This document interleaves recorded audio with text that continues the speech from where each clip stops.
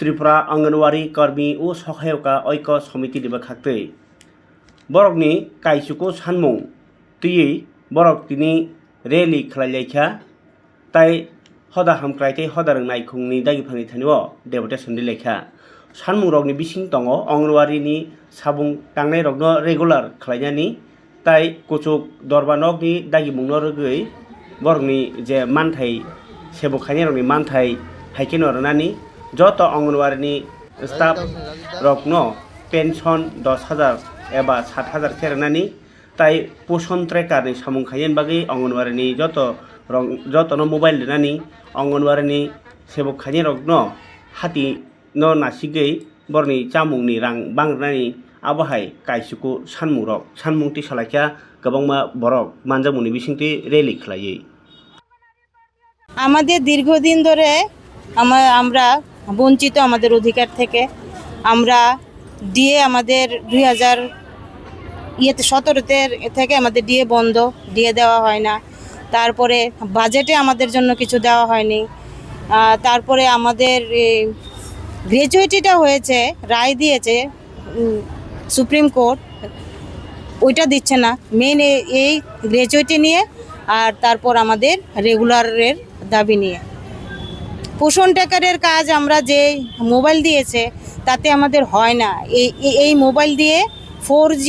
দিয়ে আমাদের হয় না তার মধ্যে আবার অনেকগুলি ক্রাইটেরিয়া আছে যে শুধু হোয়াটসঅ্যাপ ইউজ করা যাবে আর আমাদের এই পোষণ ট্র্যাকারটা ব্যবহার করা যাবে ইউটিউব ব্যবহার করা যাবে বাকি কোনো কিছু ব্যবহার করা যাবে না তা আমাদের এক বছরে যদি আমাদের মোবাইলের রিচার্জ করতে হয় তাহলে আমাদের 3600 টাকা লাগে কিন্তু আমাদেরকে ডিপার্টমেন্ট দিচ্ছে 2000 টাকা বাকিগুলি আমাদের পকেট থেকে ভরতে হয় তাই সেই এত টাকা আমরা অল্প বেতন পাই সেগুলি আমরা কিভাবে দেব আর তাছাড়া হয়েছে আমাদের নিজের এই বেতনের থেকে ফিডিং বিলটা চালাতে হয় আমাদের বিল দেয় ঠিকই 2, 3, 4, 5 মাস পর পর দেওয়া হয় তাহলে আমরা কি করে চলি তা আমাদের মুখ্য হয়েছে দাবি হয়েছে আমাদের নিয়মিতকরণ করতে হবে নিয়মিতকরণের সাপেক্ষে সমকাজে সমবেতন তারপরে হয়েছে গ্র্যাজুইটিটাকে 1 মাসের মধ্যে চালু করতে হবে আর এডিএ একটা দিয়েছে আমাদের এডিএটা এখনো আমরা পাইনি এগুলি হচ্ছে আমাদের মেইন আর কি মুখ্য দাবি এগুলি আমাদেরকে দিতে হবে এগুলি নিয়ে কোথায় যাচ্ছে এগুলি নিয়ে আমরা আমাদের ডিপার্টমেন্টের কাছে যাচ্ছি ডাইরেক্টরের কাছে আবেদন দেওয়া আছে আগে থেকে তো উনি আমাদের কোনো রিপ্লাই দেননি সেই জন্য আমরা ওনার সাথে আজকে উনি আমাদের সাথে দেখা করতে হবে এই জন্য আমরা ওনার কাছে যাচ্ছি আমাদের রেলির মূল উদ্দেশ্য হলো আমরা গ্র্যাজুইটিটা পেয়েছি কিন্তু সরকার আমাদের গ্র্যাজুইটিটা দিচ্ছে না অতি সত্বর 3 মাসের মধ্যে গ্র্যাজুইটিটা প্রদান করতে হবে আর 1 নম্বর 2 নম্বর হলো আমরা অবসরকালীন সময় 10,000 টাকা অঙ্গনওয়াড়ি ওয়ার্কার এবং 7,000 টাকা হেল্পারকে দিতে হবে 3 নম্বর আমাদের সমকাজে সমবেতন দিতে হবে এবং আমাদের রেগুলার করতে হবে এই দাবি সনদ নিয়ে আমরা আজকে এই র্যালিতে উপস্থিত হয়েছি সবাই ধন্যবাদ সবাইকে মূলত অঙ্গনওয়াড়ি কর্মীদের আমরা বিভিন্ন কারণে বা বিভিন্ন সমস্যায় আর্থিক অবস্থাতে আমরা এই কর্মক্ষেত্র চালিয়ে যেতে হতেছে কিন্তু আমাদের যে বরাদ্দটা এই বরাদ্দটা এই অনারিয়াম থেকে আমার দাবি হইল স্যালারিটা করা স্যালারি তো আমরা অনারিয়াম বুঝাইতেছে যে একটা বৃদ্ধ ভাতা যেরকম সেই রকম আমাদের ওই রকম ভাতা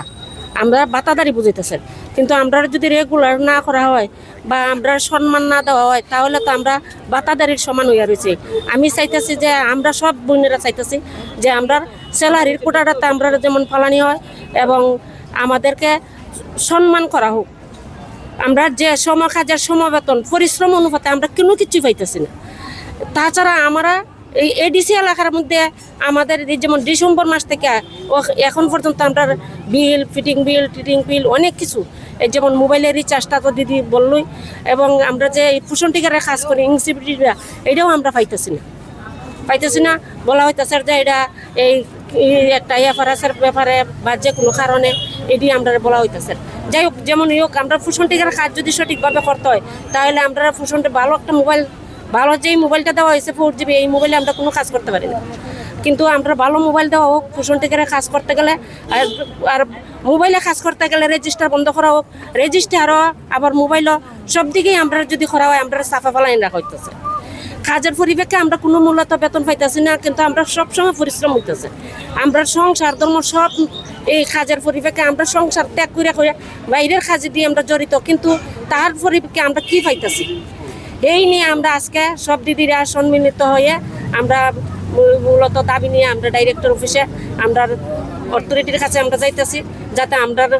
যেই দাবিগুলা উনি যাতে আমরা দাবিগুলা মেনে আমরাকে সম্মান দেন বা আমরা এই দাবি যাতে পাই, সেই আশা নিয়েই আমরা আজকে রওনা হচ্ছি যে ডাইরেক্টর অফিসে। আমরা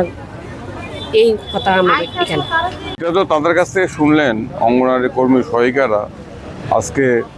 তাদের দপ্তর সমাজ কল্যাণ সমাজ শিক্ষা দপ্তরের অধিকর্তার কাছে বিভিন্ন দাবিতে স্মারকলিপি প্রদান করবেন। তার জন্যই রাজ্যের বিভিন্ন প্রান্ত থেকে দারুণ দুর্যোগ, ঝড় জল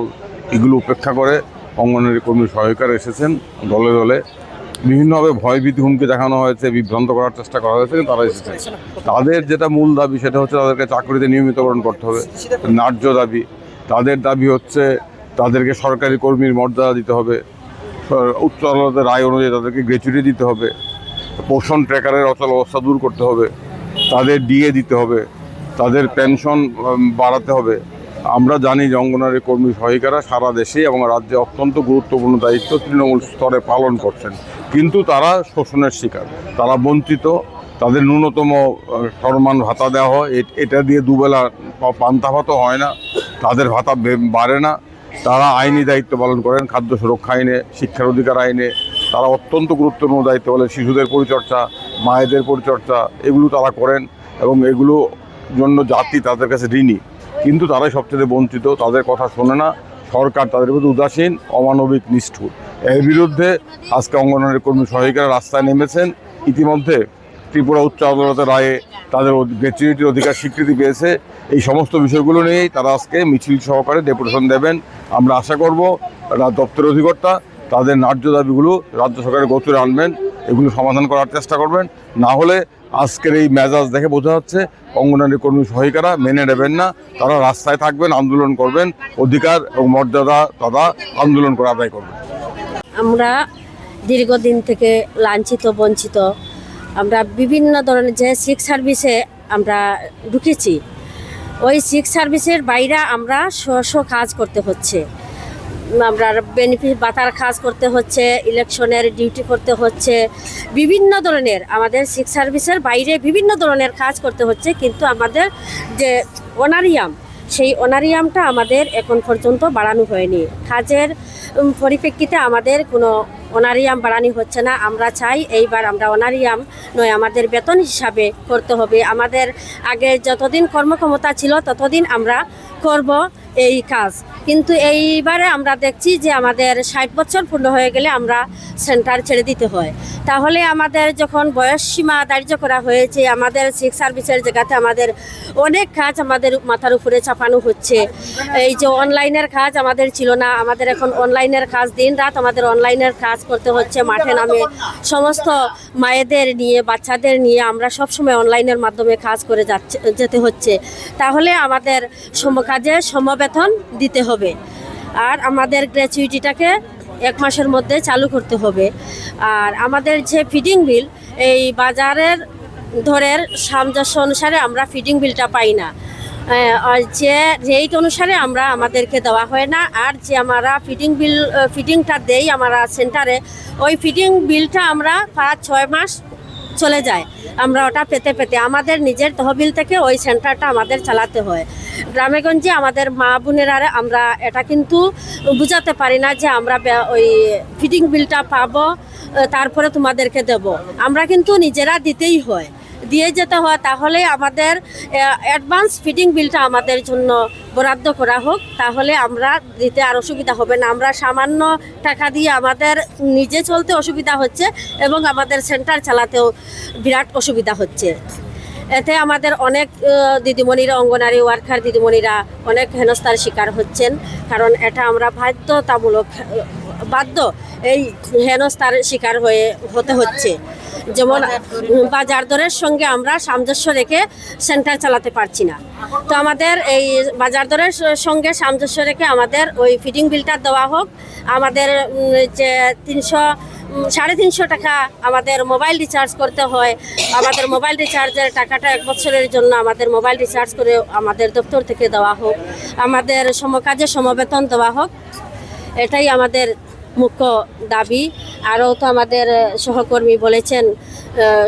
সব কিছু আমাদের সত্য